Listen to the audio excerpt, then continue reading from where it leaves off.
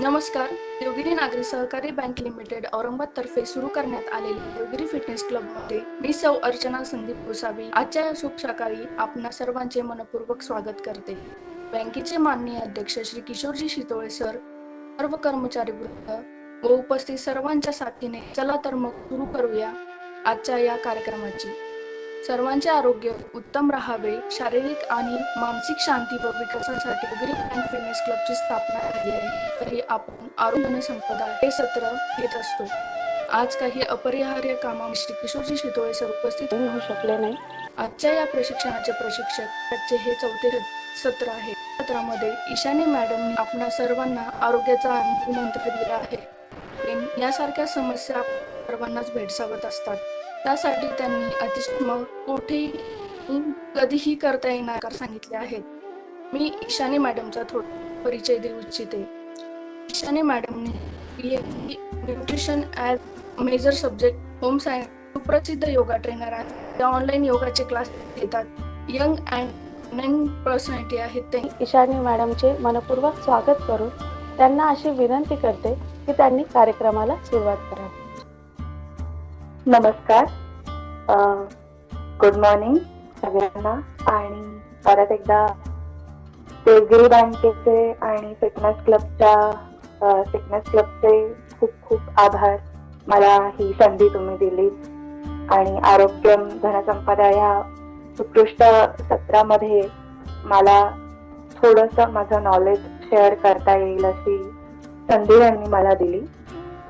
तर एक्सरसाइजचा back pain आणि neck pain, shoulder pain, even knee pain हा जो आपला टॉपिक आहे त्याच्यामध्ये आपण पहिल्या 2 सत्रामध्ये चेअर बेसिस एक्सरसाइजेस बघितले. जसं माझ्या परिचयामध्ये त्यांनी सांगितलं अगदी सूक्ष्म हालचाली की ज्यांनी आपण अननेसेसरी पेन पासून सुटका मिळवू शकतो.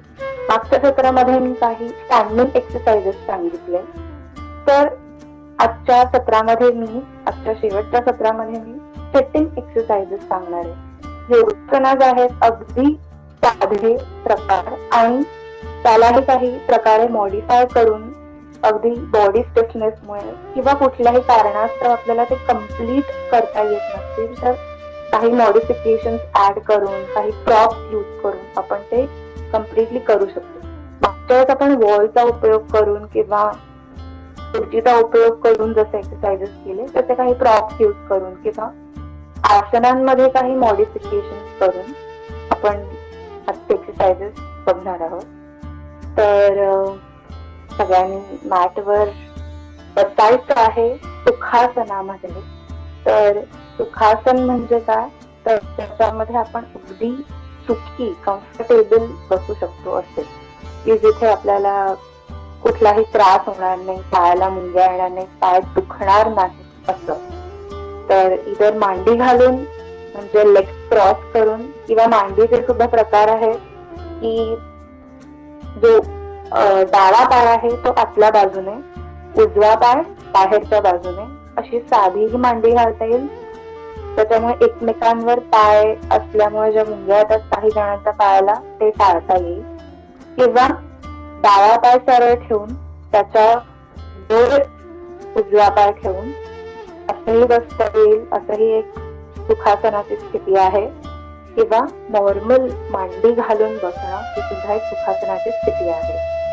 आणि योगासनाच्या सुरुवातीला ऍटच अशी वॉर्मअपची गरज नसते. तर आपण कधीही योगासनं सुरू करण्याच्या आधी किंवा कुठल्याही योगासनांची प्रॅक्टिस सुरू करण्याच्या आधी हे लक्षात ठेवायचं की सिंपल योगासनांमधून स्टार्ट करत आपण ऍडव्हान्स कडे वळायचं आहे. त्यासाठी बाकीच्या एक्सरसाइजेसला जशी वॉर्मअपची गरज असते तशी काही गरज नसते. तर अगदी सिंपल छोटे छोटे स्ट्रेचिंग जे असतात त्याच्याने आपण स्टार्ट करू शकतो. आणि खरं तर योगासनाच्या सेशनची सुरुवात ही नेहमी बसून मांडी घालून हात गुडघ्यांवर आणि जसं मी पॉस्चरल करेक्शन नेहमी सांगितले खुर्चीवर बसताना, उभं राहताना ते सगळे लक्षात ठेवायचे. पाठ सरळ, खांदे मागे, खांदे खाली, हात आता हात मांडीवर येतील म्हणजे गुडघ्यांवर, आणि नेक स्ट्रेट म्हणजे आपली जी अनुवटी आहे ती आपल्या छातीच्या जवळ घ्यायची, ज्याच्याने आपला नेक स्ट्रेट राहील, आणि डोळे बंद करायचे. इथे आपण डोळे बंद करायचे आणि श्वासाकडे लक्ष केंद्रित करायचं. ही योगासनं सुरू करतानाची पहिली पायरी असते की कधीही आपण स्वतःला कनेक्ट व्हायचं. जेव्हा आपण बाहेरच्या जगाशी कनेक्टेड असतो आणि आपण योगासनाच्या प्रॅक्टिससाठी मॅटवर येतो, तेव्हा सगळ्यात आधी आपण स्वतःला सरेंडर करणं ही योगासनांची सुरुवात करायची पहिली स्थिती असते. तर आधी शांतपणे सुखासनात बसायचं आहे, डोळे बंद करायचे आहे, पॉस्चरल करेक्शन्स अगदी परफेक्ट ठेवायचे आहे, ज्याच्याने आपल्याला जास्तीत जास्त श्वास घेता येईल, श्वास सोडता येईल. पाठ सरळ नसली, पाठीत आपण वाकलो तर छाती कॉम्प्रोमाइज होते, त्याच्यामुळे लंग्सला नीट ब्रीदिंग करता येत नाही. त्याच्यामुळे पाठ सरळ, खांदे मागे, छाती ओपन, आणि ब्रीद इन करायचं आणि ब्रीद आउट. परत एकदा इनहेल आणि एक्झेल. Inhale, exhale, inhale.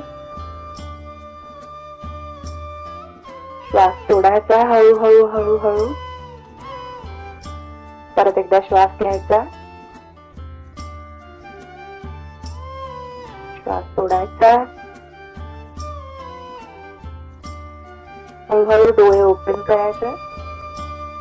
आणि आता आपण आपल्या योगासनांच्या प्रॅक्टिसला सुरुवात करायची. तर सगळ्यात आधी म्हणजे आता आपला जो सब्जेक्ट आहे त्याच्याशी रिलेटेड आसन घ्यायचे, म्हणून फार पारंपरिकरित्या सेशनची सुरुवात नाही करत आहे. आपण डिरेक्टली आपल्या आसनांकडे वळूया. तर सगळ्यात आधी खरं सांगायचं तर कुठलाही एक्सरसाइज हा बॅकवर येतो. कुठल्या ना कुठल्या प्रकारे बॅकचा वापर हा आपल्या प्रत्येक एक्सरसाइज मध्ये होतो.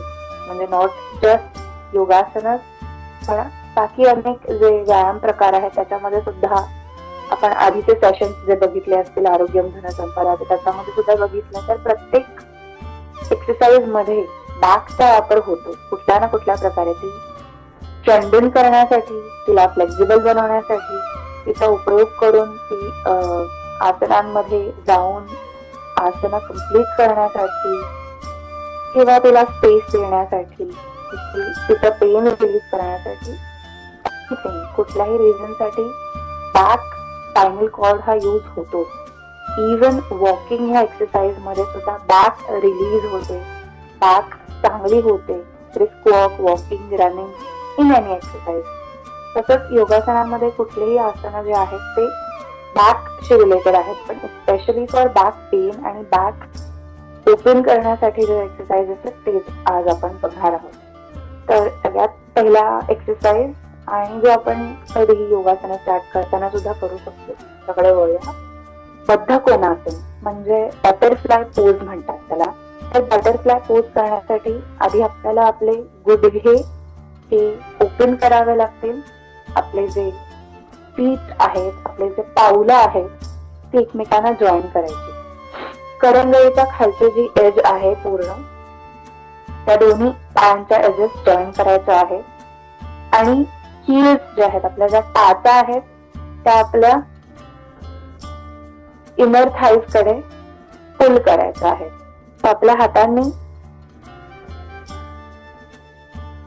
तर आपल्या हातांनी अँकल्सना धरायचं आहे आणि ते पुल करायचं आहे जास्तीत जास्त आपल्या इनर थाईज सेक्शन कडे. सो बेसिकली बटरफ्लाय पोज ही अशी दिसते, बटरफ्लाय सारखी. की आपण हा जो पोर्शन आहे तो एकत्र ठेवलाय आणि आपले गुडघे जास्तीत जास्त आपण लांब न्यायचा प्रयत्न करायचा आहे. फ्लेक्झिबिलिटीवर डिपेंड आहे. काही लोकांचे गुडघे इतके वरही राहू शकतात, काहींचे इतके, काहींना इतकं करूनही कुठेही स्ट्रेच फील होत नाही. प्रत्येकाच्या फ्लेक्झिबिलिटीवर ते डिपेंड असतं आणि प्रॅक्टिस करून करून करून ती फ्लेक्झिबिलिटी वाढते. तर आता ह्याचा बॅकशी संबंध कुठे आहे, तर आता तो येणार आहे.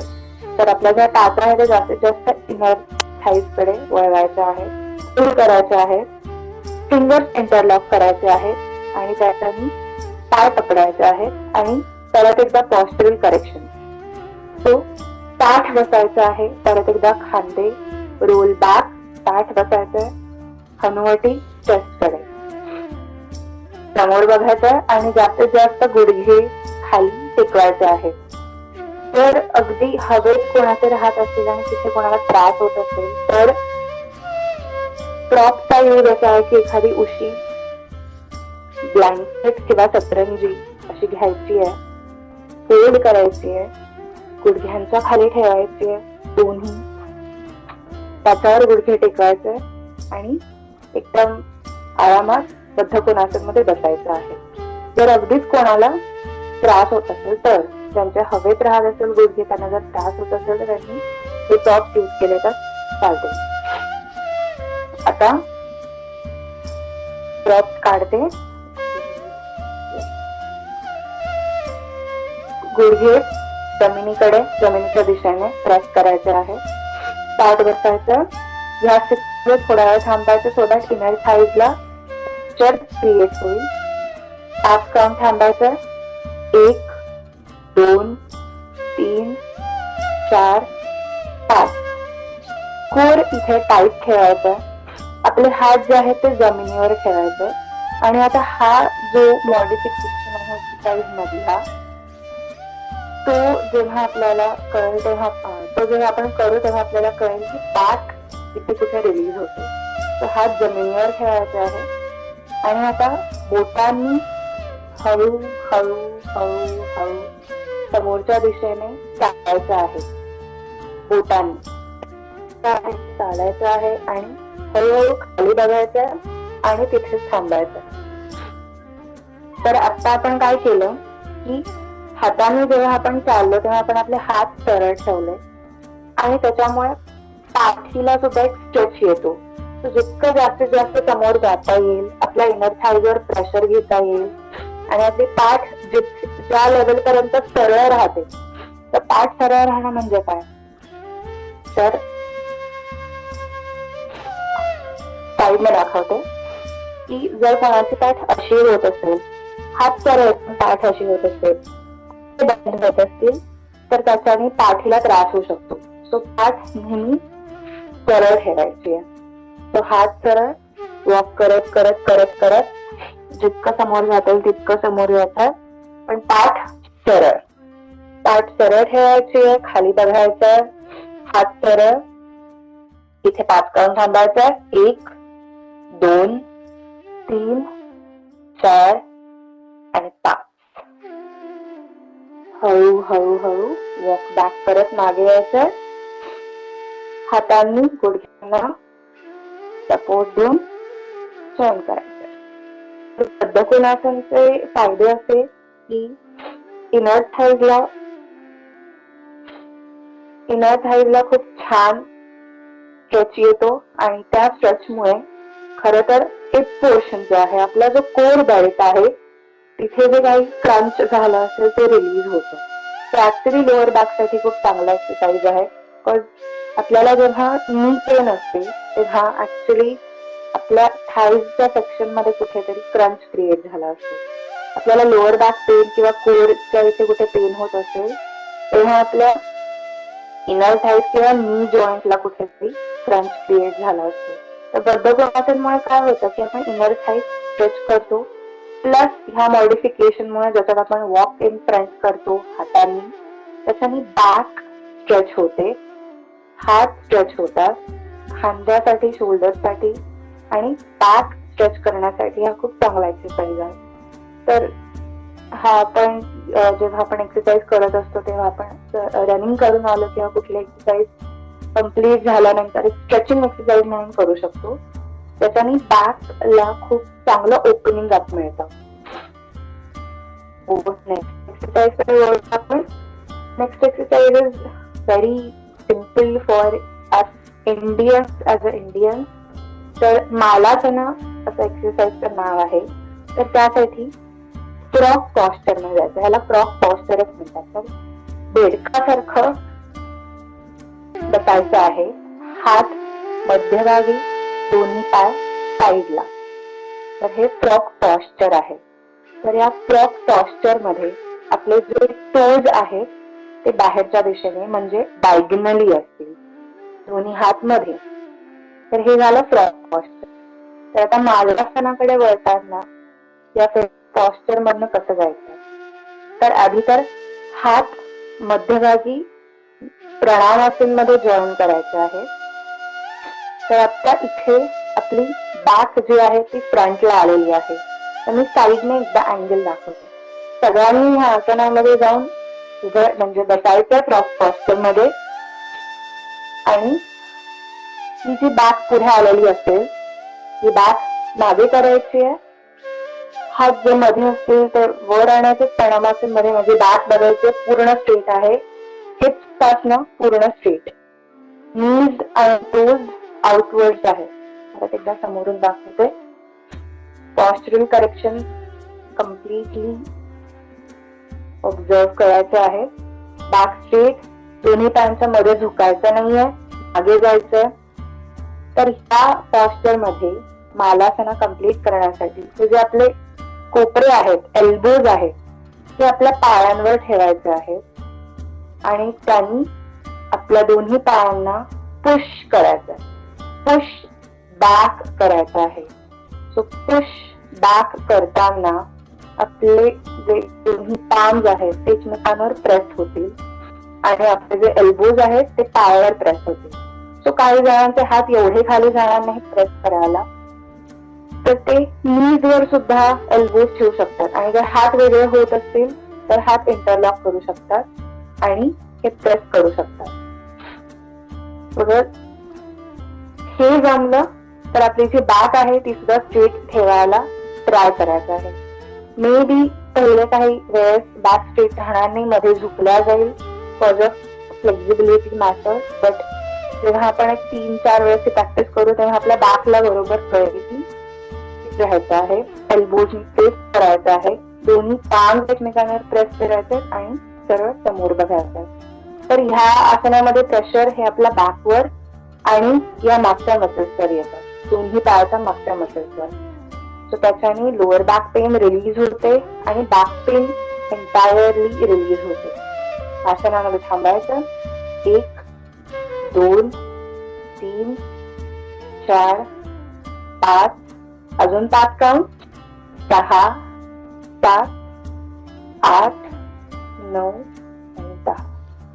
स्लोली आधी पायावरचं प्रेशर रिलीज करायचंय. परत एकदा फ्रॉग पॉस्चर मध्ये जायचंय, हात मागे घ्यायचंय, परत एकदा सुखासन मध्ये जाऊन बसायचं.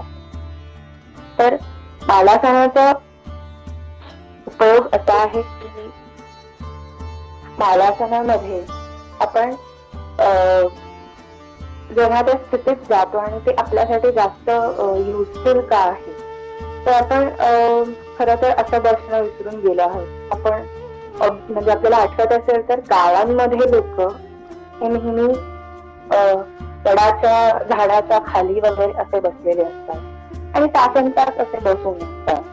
तर ते का असे बसून असतात, कारण त्याच्याने आपलं काफ पेन होत असतं. कॉन्स्टंट चालून उभं राहून और बसूनही ते रिलीज होतं आणि इव्हन स्ट्रेंथन होतं. तो तासनतास ते असे बसून असतात आणि आपण तसं बसणंच विसरून गेलो. आपल्याला वागता येत नाही, आपल्याला असं बसता येत नाही. तो ह्या गोष्टींमुळे बॅक पेन क्रिएट होते. फर्स्ट बॅक जी असते ती खूप कॉन्स्टंटली क्रॅम्प्ड राहते आणि तिला ओपन अप करण्यासाठी, तिला स्ट्रेच करण्यासाठी काफ स्ट्रेच करणं हे काय इम्पॉर्टंट आहे, कारण ते नीजला अफेक्ट करतात. नीजला अफेक्ट करतात. So they are very important की ते आपल्या लोअर बॅकला सुद्धा रिलीज करते. सो इथे जर पेन असेल तर इथेही पेन असेल आणि लोअर बॅकला पेन असेल तर एंटायर बॅकला पेन स्टार्ट होण्याचे खूप जास्त चान्सेस आहेत. सो ह्या स्थितीमध्ये आपण जास्तीत जास्त स्वतःला खेळायचं आहे, काउंट वाढवायचा आहे, स्ट्रेच वाढवायचा आहे, जास्तीत जास्त ताठ बसायचा प्रयत्न करायचा आहे फ्रॉग पॉस्चर मध्ये. आणि ह्या एक्सरसाइजचे बेनिफिट्स असे आहेत की जे जर तुम्ही काफला जास्तीत जास्त केलं, जास्तीत जास्त स्ट्रेच घेतला तर तेवढा आपल्याला इफेक्ट हा आपला बॅकवर येतो. पण बॅक स्ट्रेट ठेवणं हे खूप इम्पॉर्टंट आहे. पॉस्चरमध्ये पॉस्चरल करेक्शन लक्ष ठेवूनच हे पॉस्चर करायचं आहे. सो आपण पुढच्या एक्सरसाइज कडे वळूया. पुढचा एक्सरसाइज जो आहे अगदी सिंपल, कधीही आपण स्ट्रेचिंग करताना एक्सरसाइज करू शकतो. तर सुखासनात बसायचं आहे. हात आधी गुडघ्यांवर, पाठ सरळ, आणि इथे उजवा हात जमिनीवर ठेवायचा आहे. तर असा ठेवायचा आहे की हा जो एल्बो आहे तो आपल्या दिशेने टर्न झाला पाहिजे. ओके, बाहेरच्या दिशेने किंवा मागच्या दिशेने नाही. तर हे मी काय सांगते तुम्हाला आसन करताना कळेल. आपला डावा हात वर घ्यायचा सरळ, आणि आता उजवा हात हा बेंड होणार आहे माझ्या बॉडीच्या दिशेने. हा जो एल्बो आहे तो माझ्या दिशेने बेंड होणार आहे जेव्हा आपण उजव्या दिशेला बेंड होणार आहोत. तर आता इथे गेल्यावर कळतंय की जर एल्बो खूप आतमध्ये रुतत असेल तर हात थोडासा बाजूला घेऊन आपण बेंड होऊ शकतो. पण जर हा एल्बो मागे, साईडला, डायगनली असं कुठेही बेंड होत असेल तर आसन चुकत आहे. तर आधी हात ठेवायचा आहे. जसं जसं आपण हात वर घेऊन बेंड होतो आपल्याला अंदाज येतोय की नाही थोडा हात अजून लांब जाऊ शकतो. हा जो उजवा हात आहे थोडा लांब करून ऍडजस्ट करून बेंड व्हायचा. बेंड होताना लक्षात ठेवायचं हा जो लेफ्ट शोल्डर आहे तो मागे मागच्या दिशेने प्रेस करायचा आहे, ज्याच्याने चेस्ट ओपन राहील आणि आपण समोरच्या दिशेने झुकणार नाही. तो शोल्डर मागे प्रेस करायचा, स्ट्रेच करायचा आणि तिथेच थांबायचं. 5 काउंट. 1 2 3 4 5. स्लोली इनहेल परत वर यायचं. डावा हात खाली ठेवायचा, उजवा हात स्ट्रेट वर घ्यायचा, उजवा शोल्डर मागच्या दिशेने पुश करायचा आणि बेंड करायचा लेफ्ट साइडला. Bend bend bend bend bend. थांबायचं तिथे. 1 2 3 आणि 5. हळूहळू वर यायचा, हात खाली ठेवायचा. तर हा सिम्पल एक्सरसाइज सांगण्यामागचं रिझन, एक्सरसाइज करताना खूप चुका होतात आणि त्यात कॉमन चुका ह्या आहेत की आपण हात वर घेतो एकतर समोरून. मागच्या वेळेस मी सांगितलं की हात नेहमी कानाच्या मागून यायला पाहिजे. कधीही हात वर घेताना कानाच्या मागून हात वर घेतल्यानंतर बऱ्याचदा आपण असे बेंड होण्याचे चान्सेस असतात. असा बेंड झाला आणि हा जो साईड स्ट्रेच आहे, बॅक ओपनिंग आहे, ते कधी होत नाही. तर हात कानाच्या मागून आणि बेंड करायचा. बेंड करताना कधीही आपली जी हात जो वर असेल ती साईड मागे प्रेस करायची, कारण एवढी टेंडन्सी आहे की आपण बेंड होतोय तर आपण फॉरवर्ड बेंड व्हायला जातो. हे जर मागे पुश केलं, जो हात वर आहे ती साईड मागे पुश केली तर ऑफ साईड स्ट्रेच येतो. हा साईड स्ट्रेच खूप इम्पॉर्टंट आहे. साईड स्ट्रेच याला जो बॅक स्ट्रेच असतो तो खूप चांगला मिळतो. साईड स्ट्रेच आणि बॅक स्ट्रेच या दोन्हीने बॅक ओपनिंग होतं आणि ओपनिंग अप झाल्यामुळे जो क्रंच पेन क्रिएट झालेला असतो तो कमी होतो. लक्षात ठेवायचं की हात कानाच्या मागून जो हात वर घेतोय आणि बॉडी कधी स्ट्रेट एका प्लेन मध्ये ठेवायला ट्राय करायची. आणि जो हात खाली आहे त्या हातावर पूर्ण प्रेशर न देता आपण स्वतः मसल्सचा यूज करून बॉडी कंट्रोल करायची आहे. हा फक्त स्लाइट सपोर्ट साठी असेल हात. तर अशा प्रकारे हे जे साईड बेंडिंग आपण केलं त्याच्याने बॅक ओपनिंग आणि साईड ओपनिंग हे झालेलं आहे. तर तिन्ही आसनांमध्ये कॉमन फॅक्टर असा होता की ओपनिंग अप झालं. तर आपण इथे 1 मिनिटाचा छोटासा ब्रेक घेऊया आणि मग आपण आपलं सेशन पुढे कंटिन्यू करूया. तर मुव्हिंग फॉरवर्ड आपण आता जे एक्सरसाइज बघितलं जसं मी म्हटलं हे सगळे बॅक ओपनर्स एक्सरसाइज होते, स्ट्रेचिंग एक्सरसाइजेस होते. तर पुढच्या एक्सरसाइज कडे वळूया. पुढच्या एक्सरसाइज साठी आपल्याला मॅटवर ॲनिमल पॉस्चर मध्ये जायचं. So what is animal posture? Animal posture हे लहानपणी आपण जेव्हा घोडा खेळायचो तेव्हा आपण या पॉस्चर मध्ये जायचो. तेव्हा या पॉस्चर मध्ये जायचो, पण हे इतकं सिम्पल पॉस्चर नाहीये. तर ह्याच्यामध्ये सुद्धा खूप साऱ्या करेक्शन्स आहेत. आपण आपले हात जे आहेत ते आपलं शोल्डर, एल्बो, रिस्ट, आपला खांदा, कोपर आणि आपले मनगट हे तीनही एका लाईनीत हवं.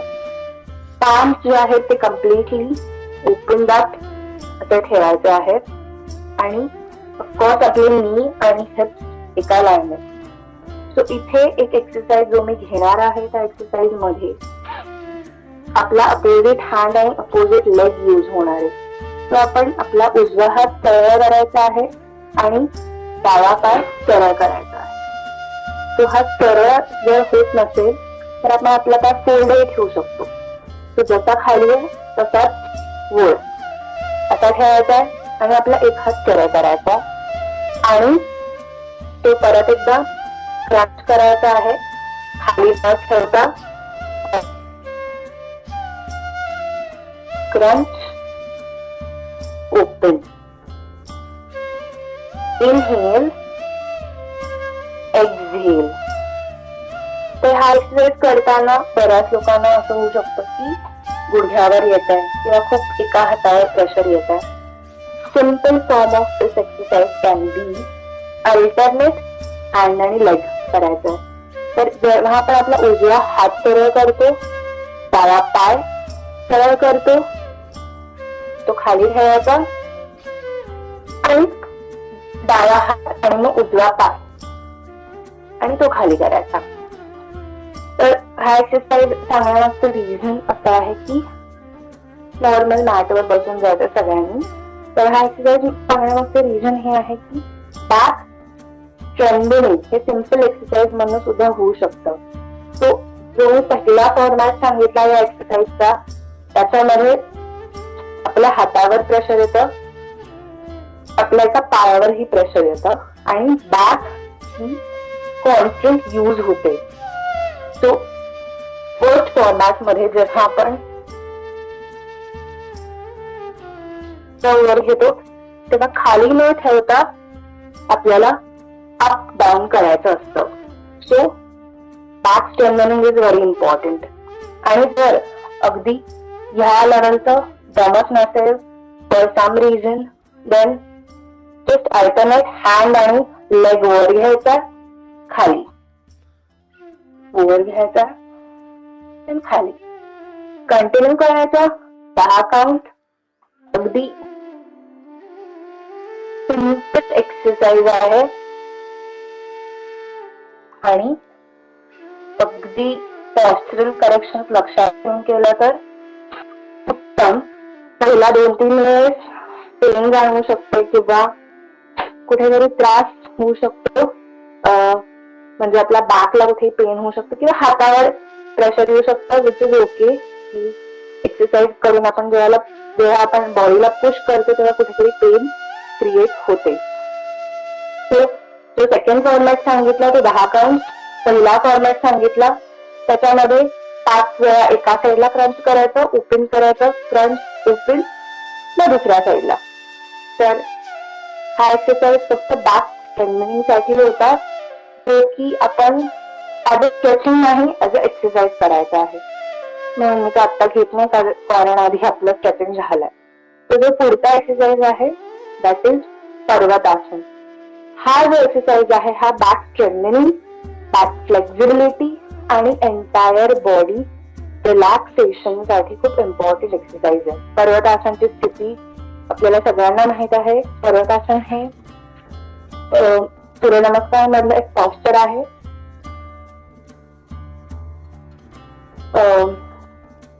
सूर्यनमस्कारामध्ये जी प्लांट नंतर एक स्थिती येते जी माउंटेन सारखी असते ते पर्वतासन आहे. पण सूर्यनमस्कार करताना त्याच्या पॉस्चरल करेक्शन कडे आपलं फारसं लक्ष जात नाही. त्याच्यामुळे एक्सरसाइज मी घेणार आहे आता. तर परत एकदा ऍनिमल पॉस्चर मध्ये यायचं सगळ्यांनी आणि इथे परत एकदा लक्षात ठेवायचं आपलं ऍनिमल पॉस्चर करेक्ट करायचं. देन मागे आपले जे टोज आहेत त्या टोज वर जायचं आहे आणि एक्झेल करायचं आहे आणि एक्झेल करत आपले नीज आधी उचलायचे आहे अँड देन माउंटेन पोज करायची आहे. तर माउंटेन पोज करताना आधी करायचं आहे mountain pose and then observe करायचं की मी सांगते ते पॉस्चर करेक्शन होत आहेत का नाही, किंवा पॉस्चर काही प्रकारे तुम्हाला त्रास देत असेल तर ते ऑब्झर्व करायचं आणि आसनात थांबून मग मी सगळे करेक्शन एकत्र सांगेन. थांबायचं इथे 5 काउंट, 1 2 3 4 5. हळूहळू नीज खाली घ्यायचंय, सुखासनात बसून जायचं सगळ्यांनी आणि पॉस्चर करेक्शन हे आसन सांगणार आहे. कारण सगळ्यांना हे आसन माहित आहे सूर्यनमस्कारात करून पण होल्ड करायची तशी वेळ कधी आली नाहीये. तर जेव्हा आपण आनंद पॉस्चर मध्ये असतो आणि आपण जेव्हा आपले नीज वर घेतो आणि आसनात जातो तेव्हा सगळे वर जाताना आपल्या हाताकडे जास्त झुकतात आणि बऱ्याचदा आपलं पॉस्चर असं दिसतं. तर आता ह्या पॉस्चर मध्ये काय चुकीचं आहे तर आपली बॅक राऊंड राहते, आपले नीज सांभाळू शकतात. नीज बेंड व्हायला प्रॉब्लेम नाही आहे, तर आपली बॅक राऊंड होणं हे चुकीचं आहे. तर आपली बॅक कधी पण स्ट्रेट हवी. तर बॅक स्ट्रेट राहण्यासाठी हिप पोर्शन जो आहे तो नेहमी अप साईडला फेसिंग हवा. सो अप साईडला फेसिंग राहण्यासाठी अट्टहास न करता आपले पूर्ण पाय खाली टेकवण्याचा अट्टहास न करता आपण आपले हील्स हे नेहमी वर ठेवायचे आहेत. तर हील्स वर ठेवल्याने आपल्या हिप्स वर जातात, हिप्स वर गेल्याने आपली बॅक स्ट्रेट राहते आणि बॅक स्ट्रेट झाली की पूर्ण हाताकडे न झुकता आपण आपली बॉडी ही आपल्या पायांच्या दिशेने स्ट्रेच करायची आहे. तो हे आहे कम्प्लीट पर्वतासन. हळूहळू नीज खाली घ्यायचे आणि खाली जायचं. सगळ्यांनी परत एकदा हे आसन करायचं आहे पॉस्चर करेक्शन सकट. तर प्रेशर हे हातावर येतं एका कारणाने कारण आपली बॉडी बऱ्यापैकी हातावर असते, परंतु हाताच्या दिशेने न राहता आपली जेव्हा बॅक स्ट्रेट होते तेव्हा हे इम्पॉर्टंट आहे की आपण ती बॅक पायाच्या दिशेने सरकवायची. That is complete parvatasana. पर्वतासारखं दिसण्यासाठी आपल्याला पॉस्चर करेक्शन इम्पॉर्टंट आहे. सो परत एकदा अॅनिमल पॉस्चर मध्ये जायचं आणि आपले टोज कर्ल करायचे. सो जे आपले बोट आहेत पायाची त्याच्यावर जायचं आहे आणि हात जमिनीवर, पाम पूर्ण ओपन, एक्झेल करत नीज वर, हिप्स वर आणि आपल्या टाचा हवेत, टाचा खाली न टेकवता आसनात जायचं आहे. आसन कम्प्लीट करायचं आहे. हिप्स आकाशाच्या दिशेने सरळ, नीज मध्ये थोडंसं बळी घेऊ शकतो या स्थितीत, कारण आपल्या टाचा वर आहे त्याच्यामुळे आपले हिप्स आपोआप वर जातात, आपली बॅक स्ट्रेट राहते. सो नीज मध्ये बळी होणं अलाउड आहे, पण हाताच्या दिशेने न जाता बॉडी आपला जो बॅक पोर्शन आहे तो पायाच्या दिशेने पुश करायचा आणि थांबायचं तिथे. 1 2 3 4 5 6 7 8 9 आणि 10. हळूहळू गुडघे खाली टेकवायचं, सुखासनात बसून जायचं. तर या आसनामध्ये काय ऑब्झर्व केलं आपण की हाताच्या दिशेने प्रेशर येतं, परंतु हाताच्या दिशेने प्रेशर येताना हात हे सरळ आहे.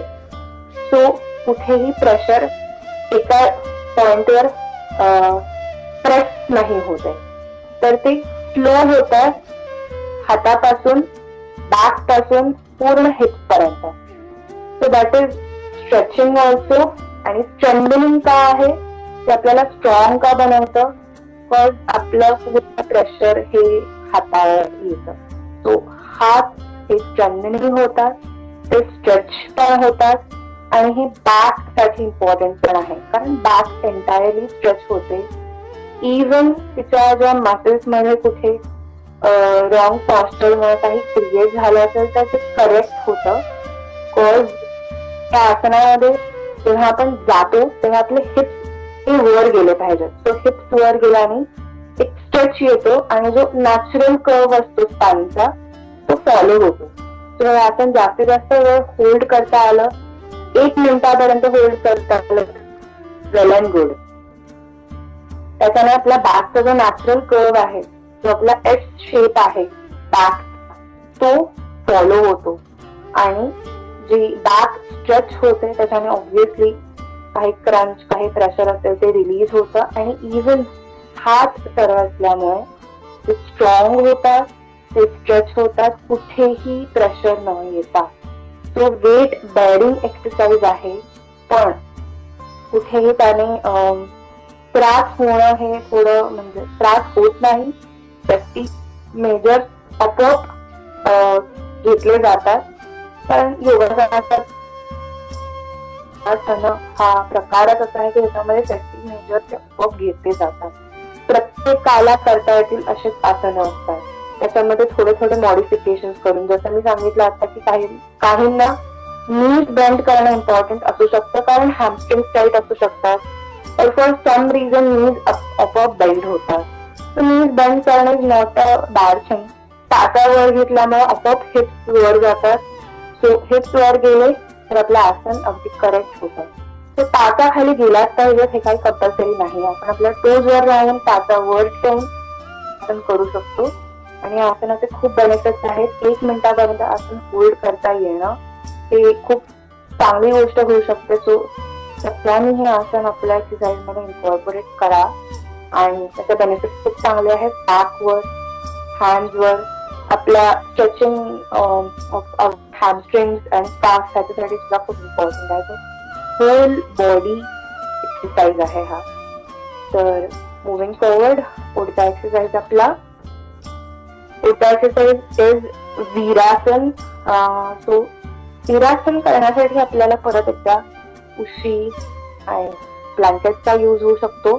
सो ठेवायचा आहे आणि वीरासन करण्यासाठी आपल्याला मॅटवर अशा प्रकारे बसायचं की आपले नीज हे जॉईन हवे. नीज जॉईन करायचं, पण आपले जे काफ मसल्स आहेत, सो काफ मसल्स किंवा काफच्या जी स्किन आहे ती पूर्णपणे आउटवर्ड मूव्ह करायचे. सगळी मूव्ह होणार नाही, परंतु तेवढी थोडीफार होईल. हाताने पकडायचे ते आणि ती बाहेरच्या दिशेने वळवायची आहे, पण आपले गुडघे एकमेकांना जॉईन हवे. आपले पाय मात्र आपले पाय एकमेकांपासून लांब जातील, गुडघे एकमेकांना जॉईन राहतील. हा तिरपे पाय, आपले काफ मसल आणि ह्या काफ मसल्सला बाहेरच्या दिशेने वळवायचं आणि ह्या स्टेज मध्ये बसून जायचंय. तो हा एक्सरसाइज खूप लोकांना अवघड वाटू शकतो, कारण खाली बसणं हे तितकं इझी नाहीये. तेव्हा आपण आपल्या ब्लँकेटचा आणि उशीचा उपयोग करायचा. तर आपल्या ह्या पायांच्या स्पेस मध्ये दोन्ही ठेवायचं आहे. काही जणांना एकाचीच गरज लागू शकते, तर एक ठेवलं तरी चालेल. काफ बाहेरच्या दिशेने वळवायचे आहे आणि नीज मात्र समोर एकमेकांना जॉईन हवे आणि जो आपण इथे स्टेज तयार केलाय त्याच्यावर बसून जायचंय. काफ बाहेरच्या दिशेने वळवणं का इम्पॉर्टंट आहे, तर तिथले मसल्स स्ट्रेस नको व्हायला, पेन होऊ शकतात, चिमटा बसू शकतो. त्याच्यामुळे काफ मसल्स हे बाहेरच्या दिशेने मूव्ह करायचे जितके जमतील तितके आणि नीज समोर एकमेकांना जॉईन. पाय फ्लॅट ठेवायचे आणि हात आता गुडघ्यांवर ठेवायचे. समोर जे जॉईंट गुडघे आहेत त्याच्यावर ताठ बसायचं. ह्या स्थितीमध्ये ज्यांना उशाची, ब्लँकेटची आणि अजूनही काही पॅक करून ठेवायचं असेल आणि त्याच्यावर बसायचं असेल तर नो प्रॉब्लेम. आपण ह्या लेअर पर्यंत जरी गेलो तरी खूप आहे.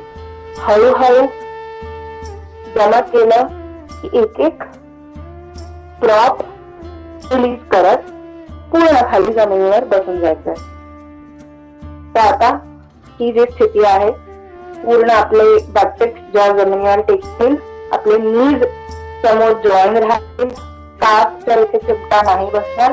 ह्या स्थितीमध्ये गेल्यानंतर पाम्स आपल्या नीजवर नजर करा आणि शांतपणे या स्थितीत बसायचं आहे. स्टार्टिंग किंवा फोन घेऊन किंवा टीव्ही बघत करण्यापेक्षा शांतपणे या स्थितीत बसा 5 मिनिटासाठी आणि स्वतःला छान ऑब्झर्व करा काय होत आहे. तर बॅक सुद्धा अशी जस्ट खूप पुढे किंवा काय म्हणतात त्याला खूप पेन सहन करत उगाच स्वतःला पुश करून करण्यापेक्षा प्रॉप्सचा उपयोग करा. प्रॉप्स चांगले फोल्ड करा, त्याच्यावर बसून एन्जॉय करा. आसन एन्जॉय करायचं, छान आसन. जास्तीत जास्त स्वतःला पुश करायचा प्रयत्न करायचा. एक एक प्रॉप रिमूव्ह करत जायचं हळूहळू प्रॅक्टिसने आणि तिथेच थांबायचंय. तर ह्या आसनाचा आपल्या पाठीशी काय संबंध आहे? सगळ्यांनी आसनामध्ये बसूनच ऐकायचंय. तर ह्या आसनामुळे खरं तर पूर्ण पाय हे ओपन होतात.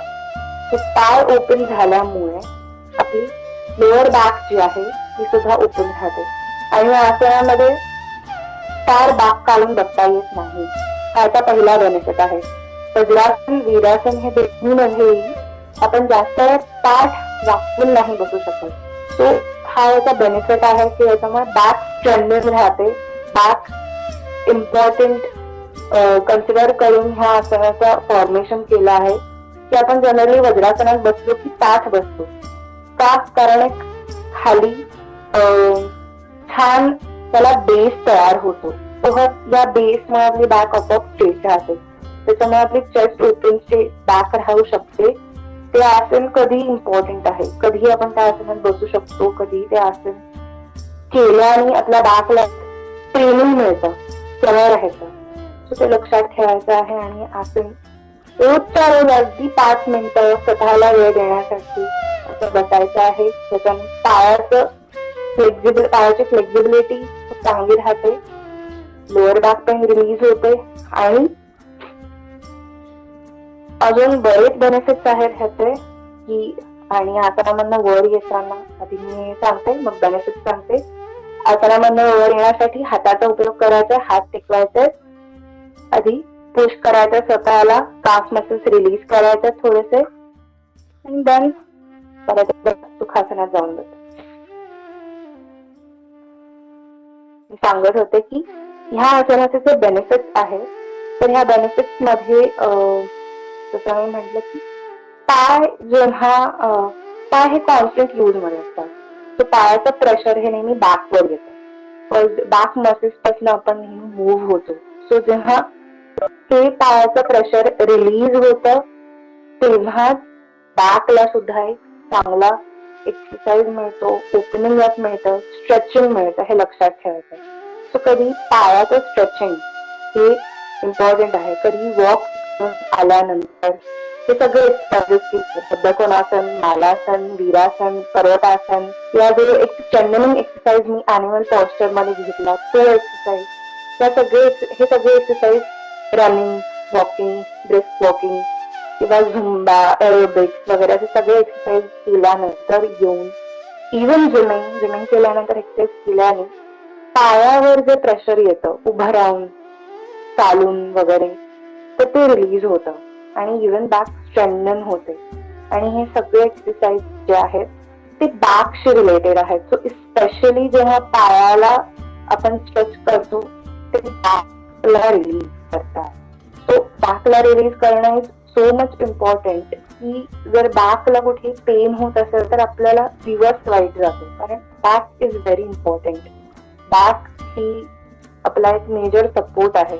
त्यासाठी जे काही प्रकारचं स्ट्रेचिंग लागतं ते आपल्या लेग्सवर येतं नेहमी. लेग्सचा जो जॉईनिंग पॉइंट आहे तो बॅकला आहे. सो लोअर बॅक रिलीज किंवा हिप्स रिलीजिंग हे जे एक्सरसाइजेस आहेत ते करणं खूप इम्पॉर्टंट आहे. आणि हे सगळे एक्सरसाइज त्याच्याशीच रिलेटेड होते. आणि एक्सरसाइज जसं मी सांगितलं परफॉर्म करू शकतो. आपले एक्सरसाइजेस सगळे झाल्यानंतर किंवा एखाद दिवस जेव्हा आपण योगासनांचा सराव करणार असतो तेव्हा, परंतु एक्सरसाइजेस डेली आपल्या एक्सरसाइज रुटीन मध्ये इन्कॉर्पोरेट करायचे आहेत. त्याच्याने बॅक ही खूप सेफली चांगली राहते. बॅक पेन पासून आपल्याला रिलीज मिळतो. बॅक पेन परत होणार नाही याची काळजी घेतली जाते.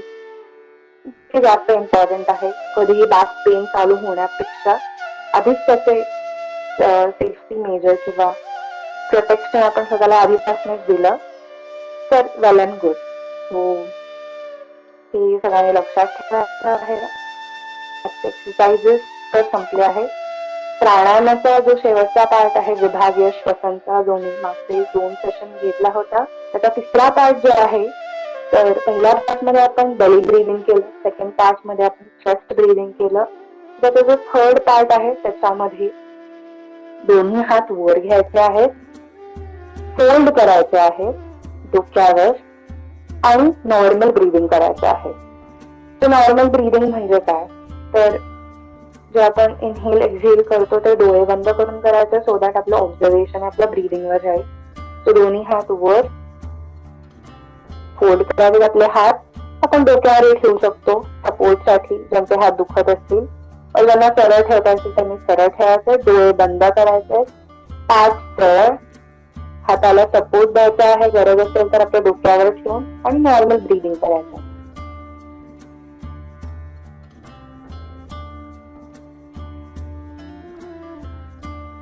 इनहेल करायचं, एक्झेल, श्वास घ्यायचा, हळूहळू हळूहळू सोडायचा. परत एकदा श्वास घ्या, श्वास सोडा, श्वास घ्यायचा, सोडायचा,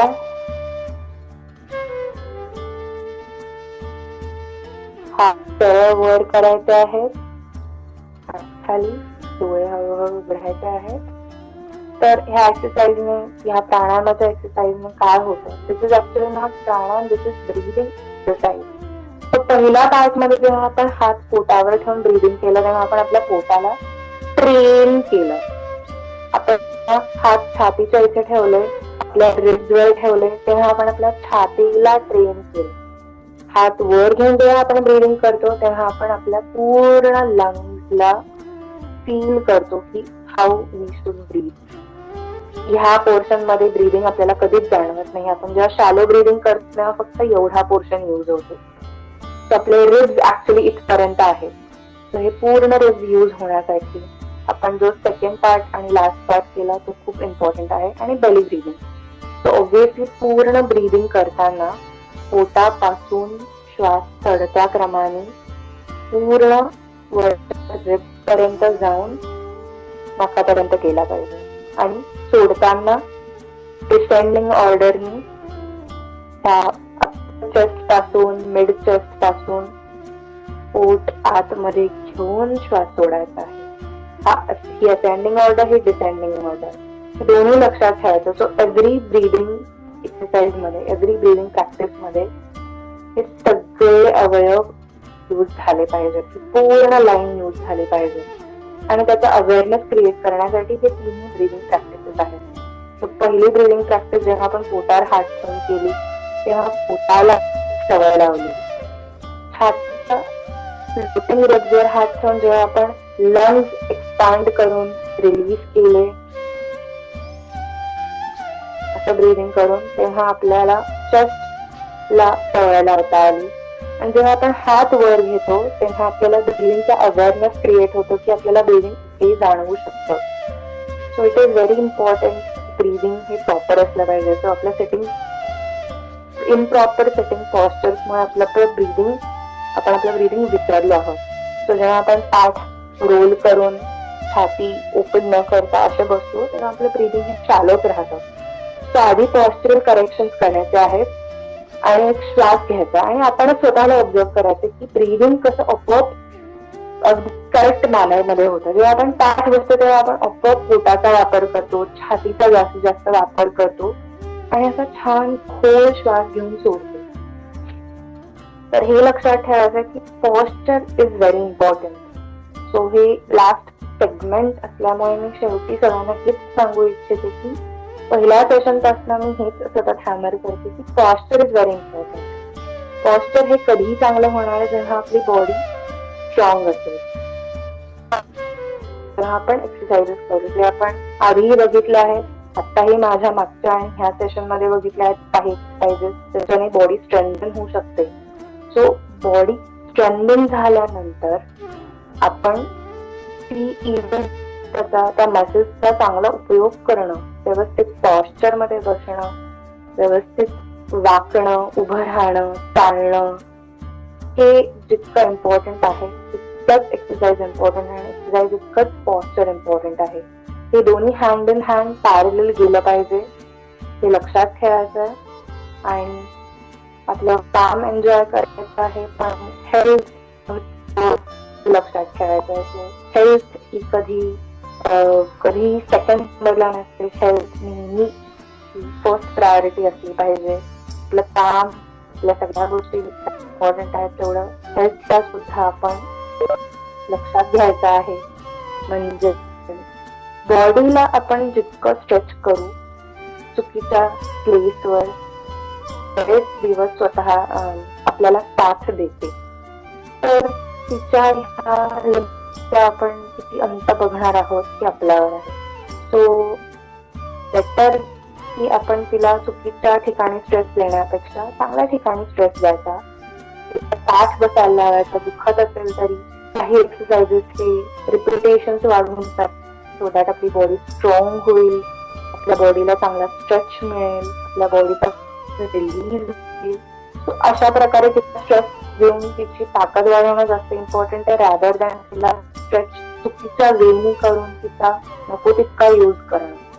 सो सगळ्यांसाठी आज माझ्याकडे हीच एक टिप आहे की हेल्थ कम्स.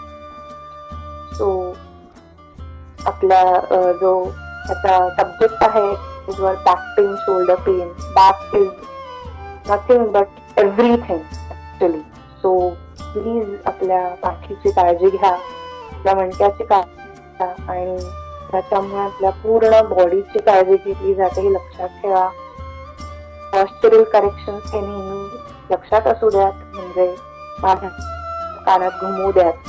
नेक सरळ, शोल्डर खाली, बॅक स्ट्रेट, टाईट हे सगळे जे माझे इन्स्ट्रक्शन्स आहेत ते प्लीज लक्षात ठेवा. आणि ब्रीदिंग कडे लक्ष द्या. शॅलो ब्रीदिंग न होता आपण स्वतःला ट्रेन करणं इम्पॉर्टंट आहे हे लक्षात ठेवा. माझं एकूण कन्क्लुजन आजची टिप असेल. So health comes first. आणि तुम्ही सगळेजण हे सिरियसली घेतले आहे कारण तुम्ही सकाळी 6 वाजता उठून सेगमेंट अटेंड करता. So and thank you so much again ही संधी तुम्ही मला दिलीत. माझं सेशन संपवते. थँक्यू. ईशानी मॅडम खूप खूप धन्यवाद. आजच्या फिटनेस क्लबचे आपले आभार मानते. आजचे हे आपले आरोग्यमधन संपले आणि पुढच्या शुक्रवारी परत भेटू या नवीन सत्रात. तोपर्यंत सर्व नमस्कार.